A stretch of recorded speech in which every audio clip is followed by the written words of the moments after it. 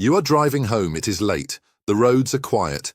Then you see it in your rearview mirror, blue and red lights, your heart rate doubles, you pull over, the officer approaches your window, you hand over your license and registration, and then he leans in and asks a question that sounds completely casual, completely routine, completely harmless. He says, "So where are you coming from tonight?" And in that moment, without realizing it, you are standing at a fork in the road. One direction leads to a normal traffic stop that ends in 2 minutes. The other direction, depending on what you say next, can lead somewhere you never intended to go. My name is James Okafor, and on this channel we explain the legal realities of immigration rules and law enforcement interactions in the United States so that immigrants, visa holders, green card holders, and naturalized citizens can understand their rights, avoid costly mistakes, and protect themselves in real situations. We do not speculate, we do not exaggerate, we give you clear, grounded, legally accurate information so that you are never caught off guard when it matters most. Today we are covering one of the most common and most misunderstood situations that immigrants in the United States face on a regular basis. Police interactions during routine stops and daily life. Specifically, we are going to walk through exactly what your legal rights are when law enforcement asks you questions, what the single most dangerous mistake immigrants make in these situations, what the law actually says about what you are and are not required to answer, and the precise, calm, legally sound way to handle these interactions so that your rights are protected and the encounter ends as safely and quickly as possible. This applies whether you are undocumented, on a visa, a green card holder, or a naturalized citizen. These rights belong to you regardless of your immigration status, and understanding them could be the difference between going home tonight and facing a situation with consequences that take years to untangle. Let us start with the foundation, because everything else we discuss today rests on one constitutional bedrock that most immigrants in the United States either do not know about or do not fully understand. The Fifth Amendment of the United States Constitution guarantees that no person shall be compelled in any criminal case to be a witness against themselves. This protection, known as the right against self-incrimination, applies to every person on United States soil, regardless of citizenship, immigration status, or documentation. It is not limited to courtrooms and formal legal proceedings. It applies during police stops, during questioning on the street, during traffic encounters, and during routine interactions with law enforcement officers. The United States Supreme Court affirmed this in the landmark 1966 case Miranda versus Arizona, establishing that individuals must be informed of their right to remain silent, precisely because that right exists and matters in real-world encounters with law enforcement, not just in formal legal settings. The Fourth Amendment of the Constitution also provides critical protection. It protects individuals against unreasonable searches and seizures and requires that law enforcement have either a valid warrant or a legally recognized exception before searching your person, your vehicle, or your home. These constitutional protections are not privileges granted to citizens alone. They are rights extended to all persons within United States jurisdiction. The American Civil Liberties Union, which has decades of experience documenting and litigating civil rights cases involving immigrants and law enforcement, is unambiguous in its guidance. You have the right to remain silent. You have the right to refuse consent to a search, and you have the right to ask whether you are free to go. Knowing how to exercise these rights calmly, clearly, and without escalation is the skill we are building today. Now let us get into the specific traps. These are the 4 most common situations where immigrants unknowingly undermine their own legal protection, often with the best intentions and a genuine desire to cooperate. Trap number 1 is answering casual questions before you understand the purpose of the stop. Let us go back to the scenario we opened with. The officer asks where you are coming from. It sounds like small talk. It sounds like the kind of question you answer automatically because not answering feels rude, suspicious, or confrontational. But here is what that question is often designed to do in law enforcement practice. It is an opening to establish context. Your answer to where you are coming from may be used to assess whether your explanation is consistent with the time, the location, the direction you were traveling, and other observations the officer has already made. An inconsistency, even an innocent one caused simply by nervousness or a language barrier, can be used to justify further questioning or to establish reasonable suspicion that supports a more invasive stop. You are not required to answer this question. You are required to provide your driver's license, your vehicle registration, and your proof of insurance when pulled over in a vehicle. That is the extent of your legal obligation during a routine traffic stop. Beyond those documents, you have the constitutional right to remain silent. The legally sound response to "where are you coming from" is calm, respectful, and simple. You look at the officer and you say, "I prefer not to answer questions without my attorney present." That is it. You do not explain. You do not apologize extensively. You do not fill the silence that follows with nervous additional statements. You say that sentence, and you wait. This will feel uncomfortable. That discomfort is normal and it is expected. But here is the critical reality. Exercising your constitutional rights during a police stop is legal. It cannot by itself be used as evidence of guilt, and it protects you from inadvertently providing information that escalates a routine stop into something far more serious. Trap number 2 is consenting to a search when you are not legally required to do so. An officer may ask, "Do you mind if I take a look in your car, or can I search your bag?" These questions sound like procedural formalities. Many people, particularly immigrants who come from countries where compliance with authority is both culturally expected and legally mandatory, interpret these as instructions rather than requests. They are requests, and you have the legal right to decline. Clearly and calmly say, "I do not consent to a search." You do not need to explain why. You do not need to justify your refusal. Under the Fourth Amendment, an officer generally cannot search your vehicle, your belongings, or your person without either your consent, a valid search warrant, or a specific legal exception such as visible contraband or probable cause arising from the encounter itself. By clearly stating that you do not consent, you are preserving your Fourth Amendment rights and creating a legal record that any subsequent search was conducted without your permission. It is important to understand that invoking your right to refuse a search does not guarantee that a search will not happen. If the officer believes they have probable cause, they may proceed.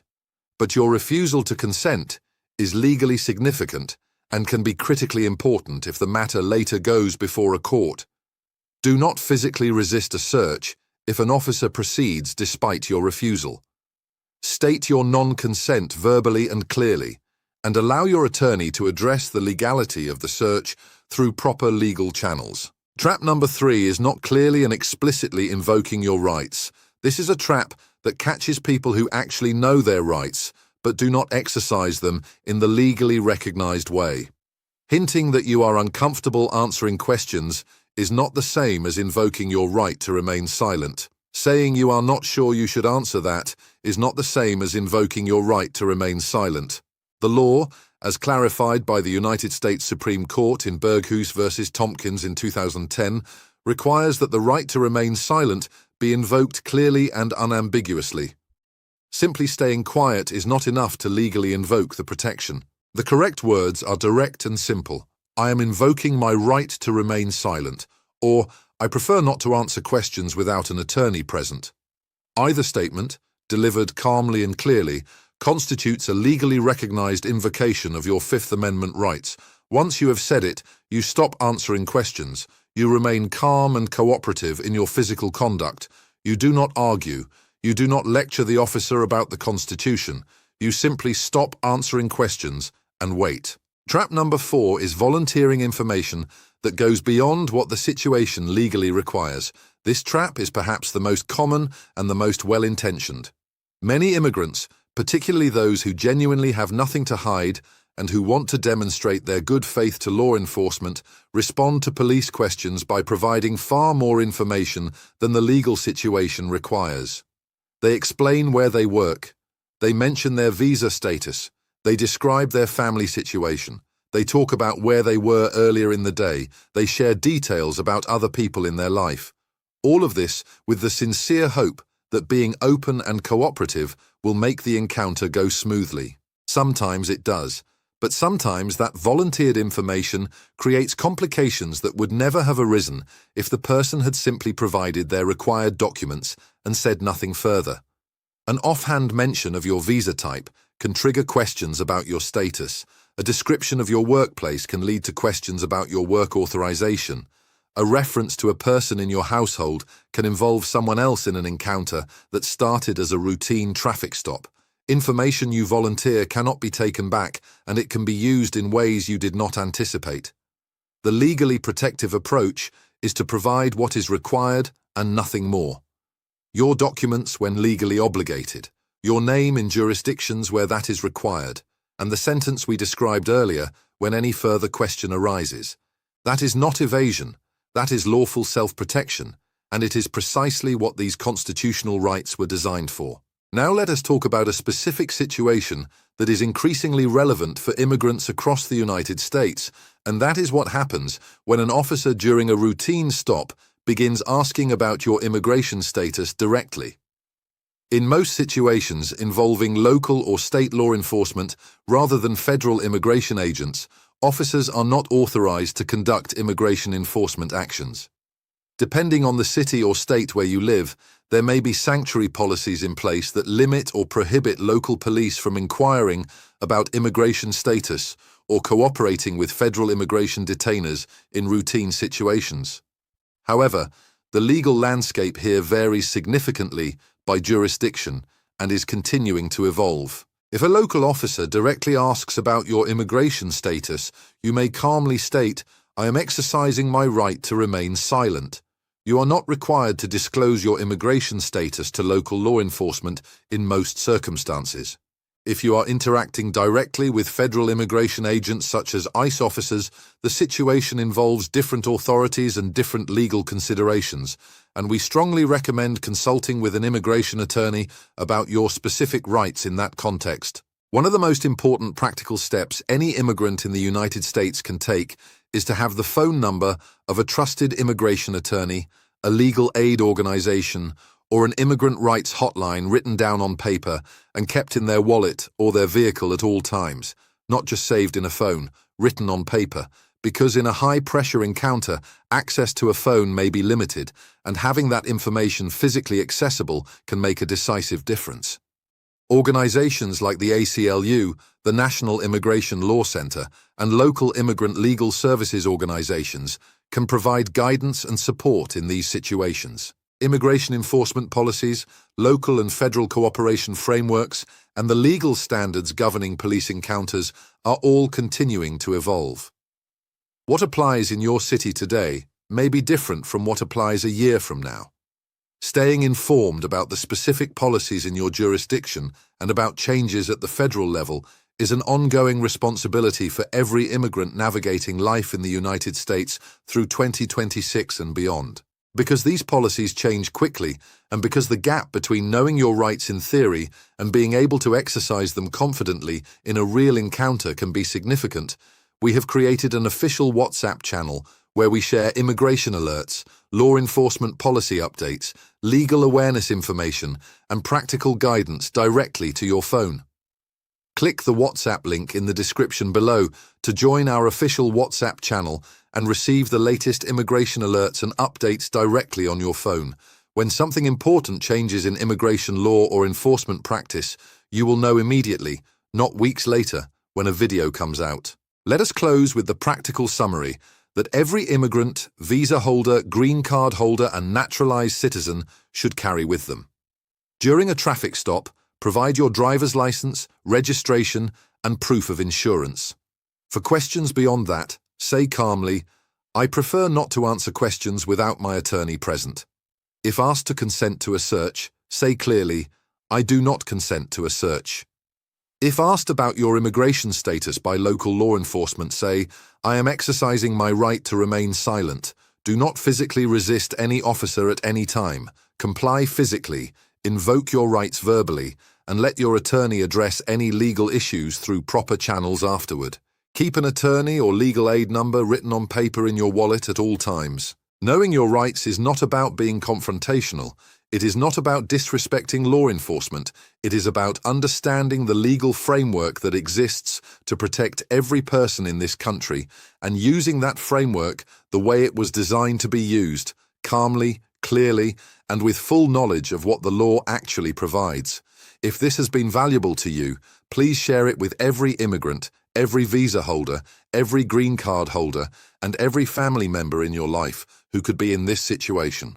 A share from you could prevent someone you love from making a mistake in a high-pressure moment that follows them for years. If it helped you understand your rights, give it a like.